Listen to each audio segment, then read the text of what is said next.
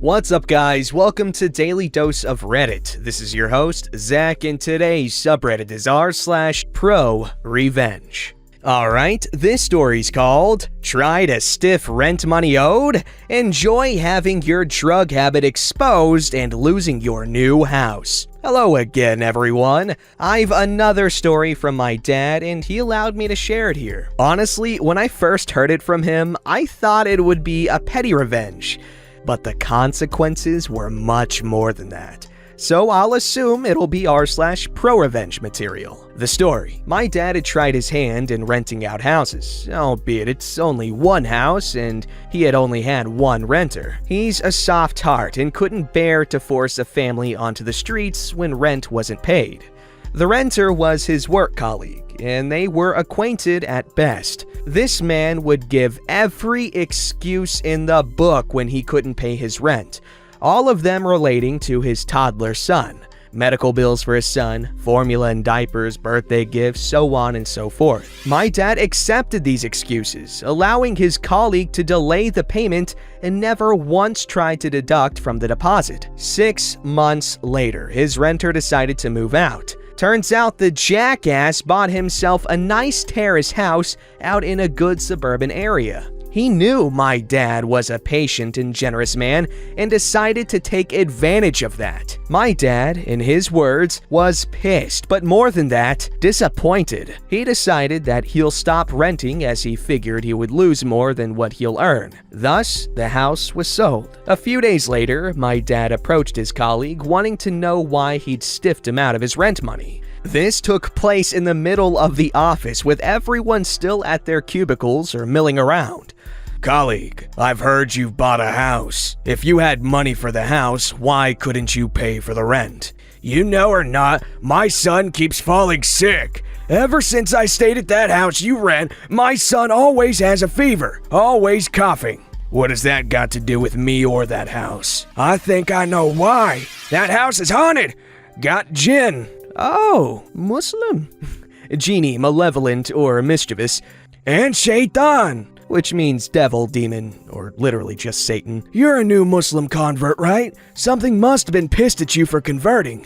Because of that, my son is suffering. For context, us Malaysians still hold on to some superstition, though it's more prevalent in the older generations. Be it due to culture or religion, superstitious beliefs are still embedded here. A rented house being haunted usually means little to no potential renters and a sullied reputation. This ticked my dad off. At this point, everyone had tuned into this drama being unfolded. Raising his voice, he laid down the truth bomb. I stayed in that house for 2 years with my wife and small children. Nothing happened. You know why your son keeps falling sick? When I went to inspect that house to sell it, the whole place reeked of drugs. Every room in the house smells like marijuana. Your son keeps falling sick because you smoke drugs around him 24/7. If you ever been slammed by the truth so hard that it left you speechless, that was essentially what happened. Colleague was stunned, mouth opening and closing like a fish, gasping for breath, before turning around and walking away. My dad, having vented that, left to do his own business. Colleague not denying outright that he didn't do drugs, caused the rumor to spread like wildfire, with him ending up needing to do a drug test. Unsurprisingly, he failed that, which led him to being let go. Now, you may think that's the end. Drug use in Malaysia is seriously frowned upon here, even if you do it recreationally. Not to mention that other job prospects usually look into your record and reason for resigning your last job. Having been let go due to failing a drug test is an automatic resume into the bin. No job means no income. No income means colleague can't make the monthly installments for his new house. As my dad found out, it has been auctioned off by colleague's bank to another buyer. As he told me this, my dad never wanted to ruin colleague's life like that. He told me he should have just kept his mouth shut, that him knowing colleague was doing drugs in close proximity to his son was good leverage for colleague to pay his rent. It was a in the heat of the moment action and such. Dad never pressed to get his 6 months of rent money back. Considered it halal, meaning in his eyes, colleague's debt to him was voided. I don't know, perhaps this was just karma by God for colleague lying to my dad and stiffing him his rent money. Just needed my dad to be a pawn in his plan to punish colleague in this life. The revenge was undeniably unplanned, but goddamn is it pro to me. Oh yeah, most Muslims in like any Asian country are super superstitious. Literally, my cousins from New York believe that their apartment is haunted, and they stand by the fact that they have had multiple paranormal experiences, but of course I'm skeptical because the power of suggestion is powerful as hell. Just the mere belief that something is haunted will turn that weird noise you heard down the hallway from just the floorboards creaking with the humidity fluctuations into a ghost, demon, or jinn, if you will, trying to claw your nuts out or something. But OP's dad, what a guy. Alright, this story's called Me and Karen. A love story. Just kidding, Karen is a total mean person. But buckle up because here is my novel. My husband and I are in our late 30s and child-free. Some people on child-free said I should post here too, so enjoy the saga. My husband and I have been saving up for almost a decade to move to a tropical paradise. About 2 years ago, we bit the bullet and moved to our dream location.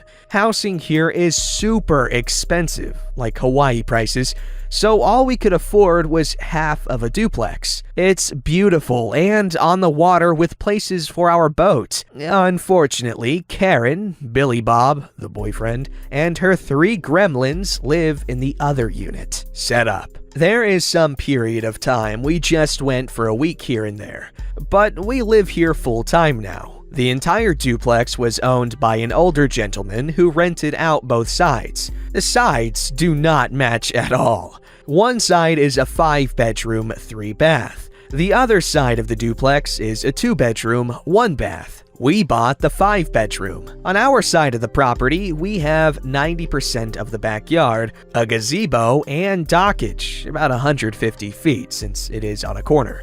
The other side has a small backyard, patio, and maybe 15 feet of dockage. Damn. The rental leases say the renters are entitled to their specific backyards, but there were no fences or anything.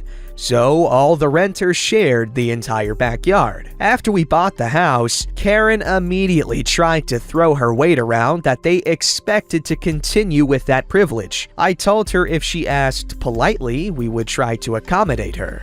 She thought this meant she could use our backyard whenever she wanted. Party incident. One day my husband and I are enjoying some drinks outside when a delivery truck shows to set up a giant blow-up thing in our backyard. I asked Karen what she thought she was doing, and she said it was her kid's birthday. Then she had the gall to say it was a family and friends only event. So we had to stay inside our house. Not wanting to be a total butthole and ruin some little girl's birthday, I told Karen after this, she had no access to our backyard, period. Karen shrugged and kept setting up for the party. During the party, a drunk adult wandered into our house, which shocked us all. I said Karen's house is the other side, and he said, Karen said she owned the whole property and to use whichever bathroom was available. I directed him to Karen's bathroom, and soon after, she came storming into our house, screaming about how dare we make her look bad to her friends and how selfish we are we couldn't even spare one bathroom. She said we didn't deserve all this space with just us. I told Karen to get the hell out of my house or I would be calling the cops. She finally left and the party wrapped up shortly after. Backyard remodel. After the party incident, we decided we needed to clearly define the backyard and build a fence. While we were spending the money, we decided to update the patio, put in a fire pit, and an outdoor kitchen. While the contractor was on site, nosy Karen had come to investigate. Since the fence would be the last thing built, I was vague and just stuck to telling her about the patio update. You could see her face light up because, of course, in her mind, what's ours is hers. When the workers started on the fence, Karen came out screaming for work to stop.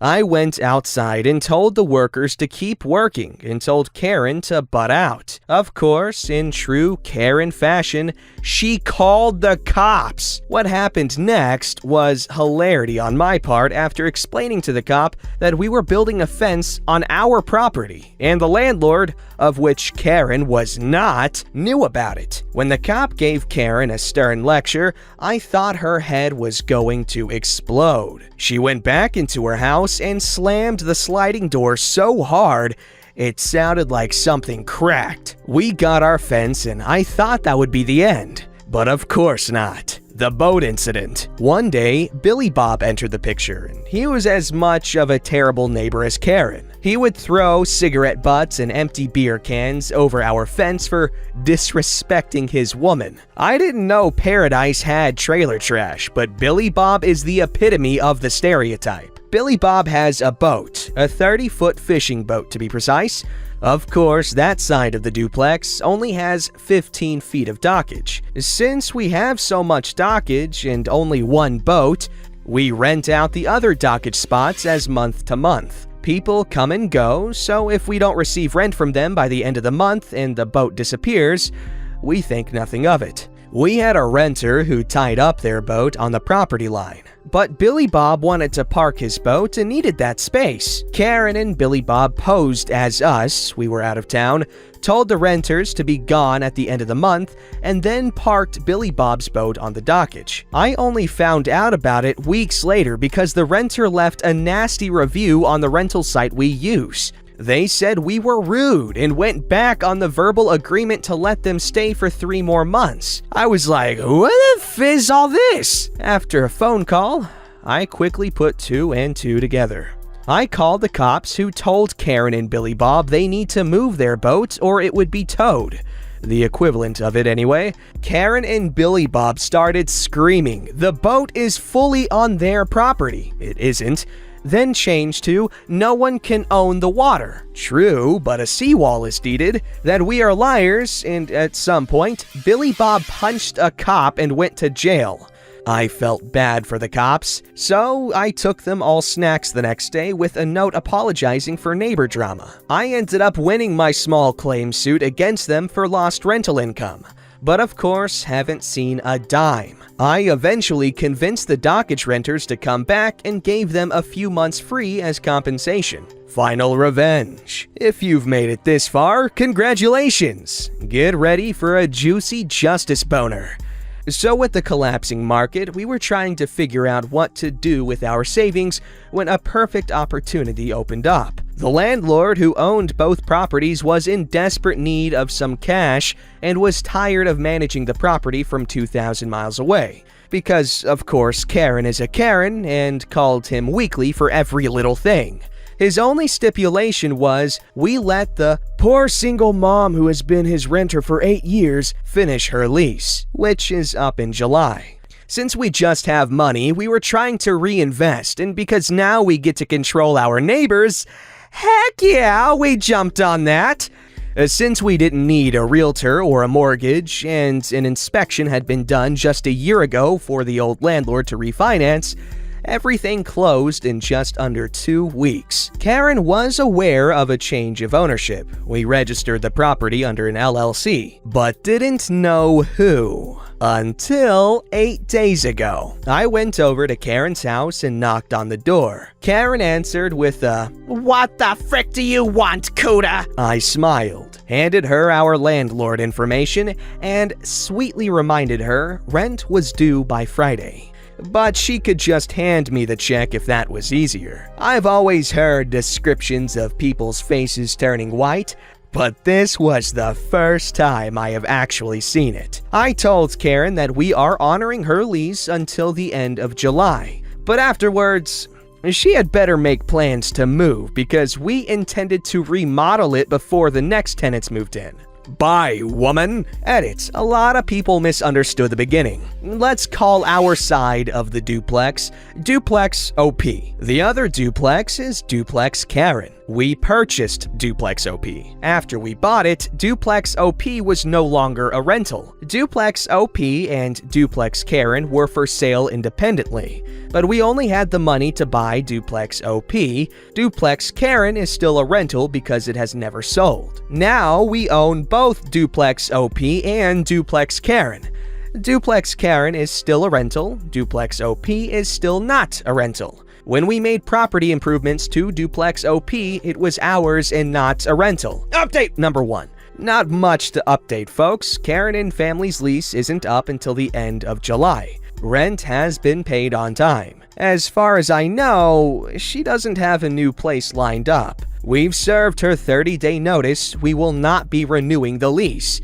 We also offered in writing that we will prorate July and waive the termination fee if they want to leave before the end of the lease. Beyond the nearly weekly loud parties and having to call the police because the kids were throwing lit fireworks at our boat, not much beyond the norm. Okay, really good story. Very satisfying. How does someone think what Karen did was okay? Just because you live there longer doesn't mean you're entitled to other people's stuff, you freaking ding-a-ling doorknob. Alright, this story's called Leave an Upper Decker in Our Toilets? Get Banned from Every Hotel in Town. Tried posting this in ProRevenge, got a very good reception before mods removed it and said it didn't fit there. Maybe it fits here. Because this is from r/regular revenge, but it's the pro category. I work at the front desk of a very popular hotel brand in a college town. The university was hosting a flag football intramural competition, and we had a team staying with us from out of town. Well, as the title says,